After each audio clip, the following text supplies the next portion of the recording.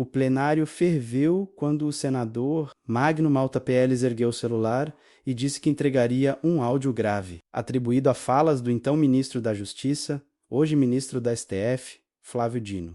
O conteúdo, que circulou em trechos de reuniões do governo com plataformas, trazia uma mensagem dura.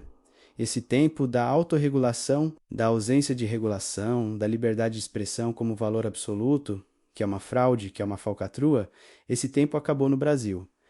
Tenham clareza definitiva disso. A frase, que já havia ganhado as redes meses antes, reacendeu um debate que parece nunca terminar.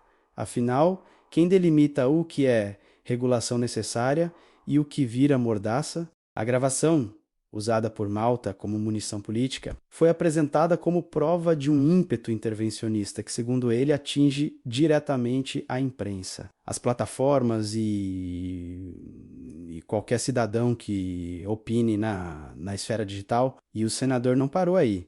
Emendou que termos de uso de empresas privadas não poderiam se sobrepor a leis e que, se não houvesse colaboração, viriam medidas coercitivas. A plateia prendeu o fôlego. Jornalistas em seus celulares, parlamentares cochichando, assessores cruzando olhares menos. A mensagem era direta, quase um ultimato estatal. As plataformas. Dino, por sua vez, sempre sustentou que o alvo eram conteúdos criminosos como apologia à violência, ataques a escolas e organizações extremistas e que liberdade de expressão não pode servir de escudo para ilícitos. Esse ponto foi repetido em entrevistas e falas públicas, nas quais ele vocalizou que o Estado não quer as empresas na Polícia Federal, mas exige respostas proporcionais à gravidade dos casos. Ao mesmo tempo, figuras da oposição enxergam nessa régua uma elasticidade perigosa. Quem decide o que ultrapassa a linha? E se decide o governo de turno ou cortes superiores sob pressão da opinião pública, onde fica o limite para que a liberdade deixe de ser regra e vire exceção? Nesse cruzamento entre política e judiciário, surge um ingrediente que azeda qualquer debate.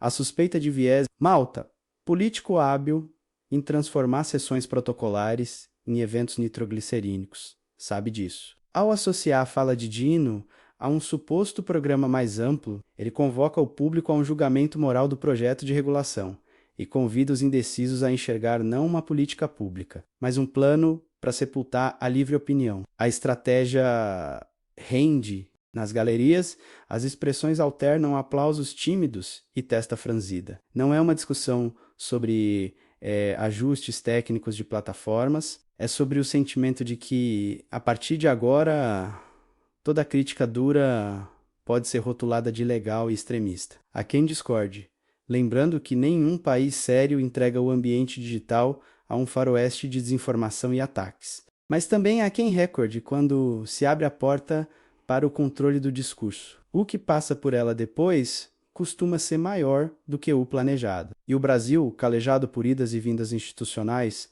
sabe que a linha é fina, quase invisível. Nos corredores do Congresso, a repercussão é imediata. Deputados e senadores moderados temem virar figurantes de um duelo que opõe um discurso de ordem pública a um discurso de liberdades civis. Malta mira o coração dessa ambiguidade. Ao se apresentar como voz de alerta, joga o holofote sobre a phrase shave de Dino e obriga o país a encarar a pergunta incômoda. Até onde o Estado pode ir quando diz estar protegendo a sociedade contra o caos informacional? A audiência, que vive das redes e decide eleições em comentários e vídeos curtos, sente o peso dessa resposta. E é aí que o episódio vira combustível para um enredo que promete se estender não só nos tribunais e comissões, mas na cabeça de quem acorda e dorme consumindo política pelo celular. Magno Malta escalou mais 2 degraus no confronto ao lembrar que o Senado aprovou por 52-18 a proposta que limita decisões monocráticas nos tribunais superiores. Quem acompanha processo legislativo sabe.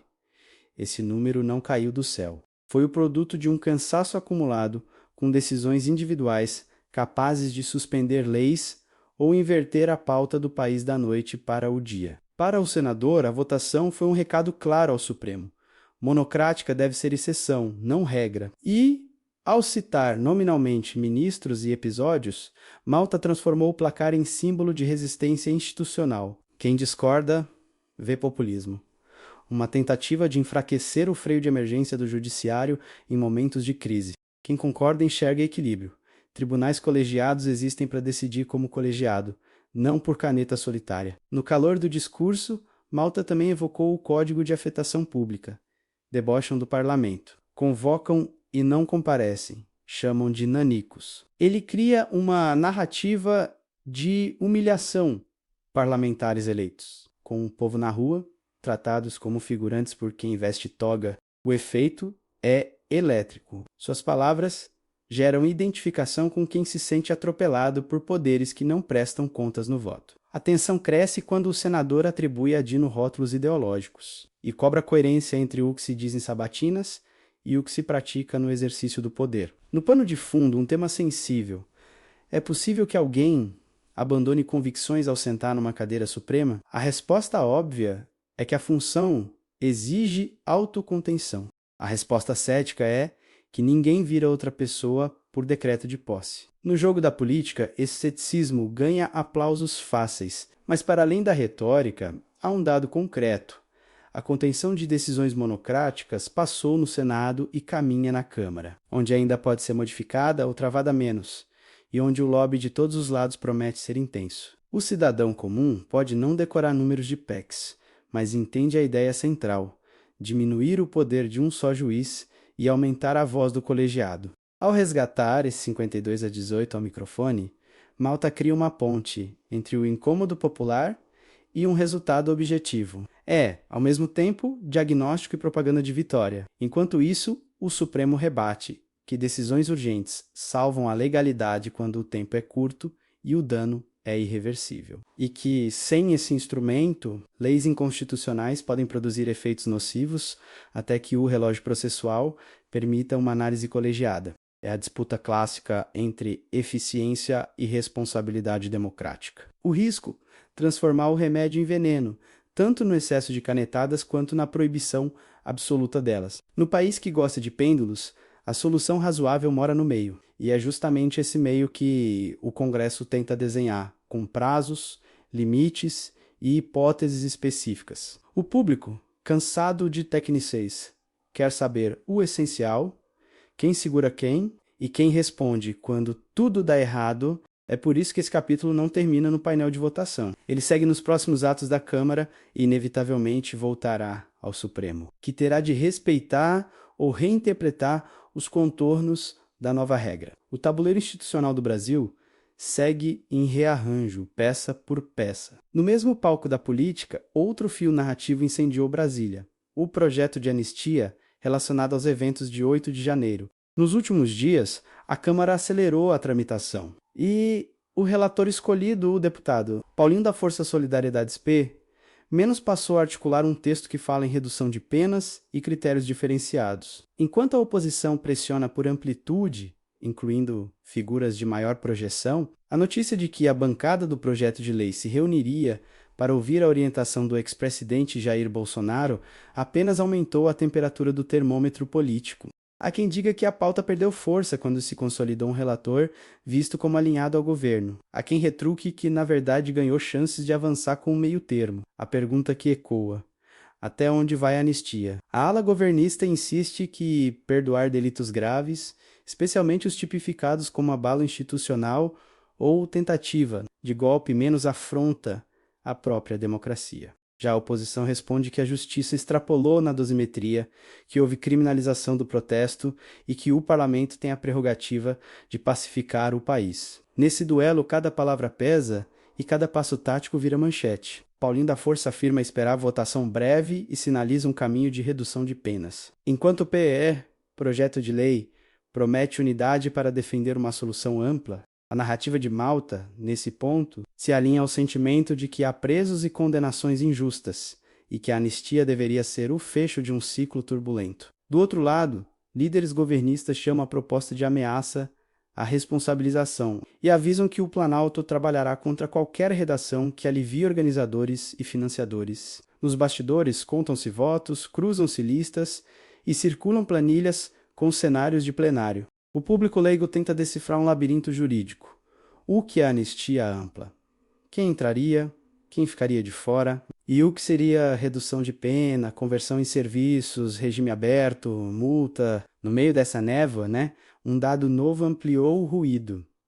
A situação processual do próprio Bolsonaro, menos citado em decisões recentes e alvo de medidas que o mantém sob restrições. Virou símbolo para um lado e prova para o outro. A oposição afirma que as cortes extrapolaram, o governo diz que as sentenças mostram que ninguém está acima da lei. A plateia, novamente, é convocada a escolher entre paz social e justiça sem anistia. O risco de erro político é enorme. Avançar demais pode soar como perdão a crimes. Recuar demais pode parecer vingança sem fim. Se a Câmara levar o texto ao plenário com celeridade, o Senado, onde Magno Malta tem caneta e microfone, será a segunda arena, e como tudo no Brasil recente, o desfecho terá menos de técnica e mais de clima. Quem consegue narrar melhor o futuro desejado? Um país que vira a página ou um país que crava a página na memória para não repeti-la? Em ambos os casos, os próximos dias dirão se a política escolheu a conciliação arriscada ou o confronto persistente. O fato objetivo, por ora, é que as conversas avançam, o relator negocia e a oposição não pretende arredar o pé da tese de amplitude, menos com ou sem acordo com o governo. Enquanto o enredo da anistia ocupa a Câmara, o choque de visões sobre liberdade de expressão mantém a capital em estado de alerta. A fala de Dino nas reuniões com empresas, esse tempo acabou. É exibida em vídeos, recortada em shorts, reeditada com trilhas dramáticas. Malta capitaliza o impacto e emenda. Nós não queremos vocês como investigados da Polícia Federal, ecoando o tom de pressão que o próprio ministro fez às plataformas quando ainda chefiava a justiça. Em resposta, aliados de Dino repetem a tese de que nenhum país sério tolera redes como valas comuns de ódio, e que responsabilização não é censura, é civilidade. Só que a confiança social é um bicho esquivo. Uma parte do público ouve responsabilização e escuta mordaça. Outra parte ouve liberdade e enxerga impunidade. É nesse terreno pantanoso que a política brasileira tenta caminhar. E aqui entra o elemento humano, que raramente cabe em parecer jurídico. A sensação, quando o cidadão nota que decisões individuais varam madrugadas e derrubam regras, ele desconfia. Quando vê mensagens duras de autoridades prometendo sepultar a liberdade como valor absoluto, ele recua. Quando assiste parlamentares evocando a palavra nanico atribuída a senadores, ele se indigna. E quando percebe o Congresso chacoalhando a régua das monocráticas, respira por um instante menos até lembrar que tudo ainda precisa passar pela outra casa, pelo judiciário e, no fim, pela prova diária da realidade. Nessa dramaturgia, a imprensa e os influenciadores amplificam cada vírgula. Uma âncora debocha de um penteado e vira prova de 2 pesos e 2 medidas. Um deputado posta uma reunião reservada e vira símbolo de interferência.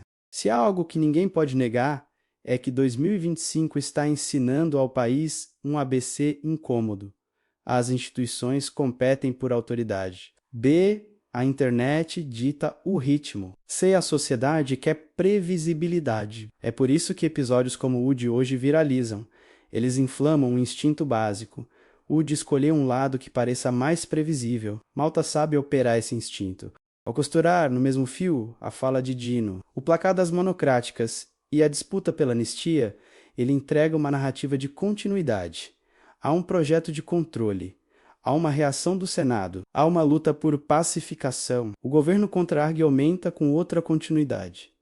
A desinformação, a risco real de violência, a necessidade de regras. Entre uma e outra, o espectador comum sempre se pergunta: quem garante que amanhã não serei eu a tropeçar na nova linha do permitido? Essa dúvida, mais do que qualquer manchete, é o que alimenta o engajamento. E é por isso que, goste-se ou não de Malta, de Dino ou do próprio STF, esse caso não acaba numa sessão, nem num vídeo. Ele seguirá enquanto o Brasil não encontrar a fórmula para equilibrar liberdade, ordem e responsabilidade, sem absolutos mágicos, sem sepultamentos retóricos. Até lá, toda fala dura soará ameaçadora. Todo gesto do Congresso parecerá a revanche. Toda proposta de anistia soará tanto a generosidade quanto a desculpa conveniente. No fim, o país só terá descanso quando as regras forem claras, os limites estiverem desenhados e ninguém menos nem juiz, nem ministro, nem senador tiver poder de redesenhar sozinho, o mapa da convivência. Até esse dia, a história seguirá, capítulo por capítulo, em cada microfone aberto de Brasília.